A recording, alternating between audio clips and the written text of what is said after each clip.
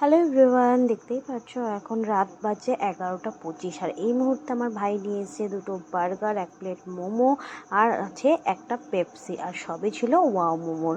আর এত রাতে এনেছে কারণটা কি জানো? কারণ হচ্ছে আমার ভাই জোম্যাটোতে কাজ করে, আর যখনই সেই জোম্যাটোতে কোনো অর্ডার ক্যান্সেল হয় তখন সেই অর্ডারটা তো দোকানদার আর ফেরত নেয় না, আর অর্ডারটা কিন্তু কাস্টমারের কাছেও পৌঁছায় না, তো মাঝখানে রাইডার সেই অর্ডারটা পেয়ে যায়।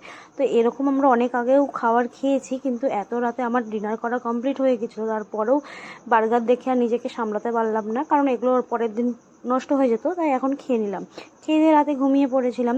সকালবেলা আমি তাড়াতাড়ি উঠে গেছিলাম, রিহু না একটু দেরি করে উঠেছে, আর এখন দেখো মশারির ভিতরে শুয়ে শুয়ে একা একাই খেলা করছে।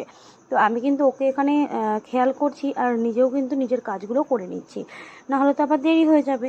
এখন রিহুর ব্রেকফাস্টটা রেডি করবো। আজকে ওকে ব্রেকফাস্টে দিচ্ছি চিড়ে সেদ্ধ আর খেজুর দিয়ে। চিড়েটাকে না আমি এই সকালবেলা একটু ভিজিয়ে রেখেছিলাম, তো সেগুলো ফুলে গেছে, তারপরে মিক্সিতে পেস্ট করে এই ফ্রাইং প্যানটার মধ্যে একটুখানি ভালো মতো ফুটিয়ে নিয়েছি। সাথে কিন্তু দুটো খেজুরও দিয়েছিলাম। এটা কিন্তু রিহু বেশ ভালোই খায়, আর এটা কিন্তু শরীরের পক্ষেও বেশ হেলদি। আমি কিন্তু এগুলো ডক্টরের থেকে জিজ্ঞাসা করেই খাওয়াচ্ছি। আর তারপরেই কিন্তু আমি বসে গেছিলাম রিহুর দুপুরবেলা যে খিচুড়িটা খাবে তার জন্য সবজি কাটতে। আজকে ওকে খিচুড়িতে দেবো গাজর, বিনস আর একটু কুমড়ো, আর দেবো একটু মিষ্টি আলু, সাথে একটু ডাল আর চাল তো দিই।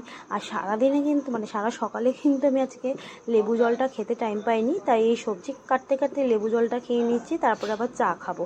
কারণ রিহু কিন্তু আজকে অনেকটা তাড়াতাড়ি উঠে গেছিলো, যদিও তার আগে আমি উঠেছিলাম, কিন্তু আমি কাজ করতে করতেই রিহু উঠে গেছিলো। ওকে খাইয়ে দাইয়ে দিয়েছি, এখন ও কিন্তু চলে গেছে পাশের বাড়ি ওই আমার বোনটার সাথে একটু ঘুরতে, কারণ বোনটা না সারাদিন ওকে ঘোরাতেই থাকে, তো ও থাকতে আমার আর কোনো ঝামেলা লাগে না। তারপরে কিন্তু আমি এখানে আটা মাখতে বসে গেছি, কারণ মা দোকান থেকে আসার পর কিন্তু মার একটু চাপ বেড়ে যায়, তাই ভাবলাম মা আসার আগে আগে একটু আটাটা মেখে রাখি, তাহলে আমাদের ব্রেকফাস্টটা কিন্তু তাড়াতাড়ি হয়ে যাবে। তারপর রিহুকে আবার কিন্তু স্নান টান করিয়ে দিয়েছিলাম, আর না রিহু ঘুমের জন্য খুব কান্না করছিল, তাই ওকে কিন্তু আমি এখানে ঘুম পাড়িয়ে নিচ্ছি। তো এই ছিল আজকে আমার মিনি ব্লগ। ভালো লেগে থাকলে অবশ্যই একটা সাবস্ক্রাইব করে দিও, আর ফেসবুকে দেখে থাকলে একটা লাইক করে দিও। ওকে, বাই।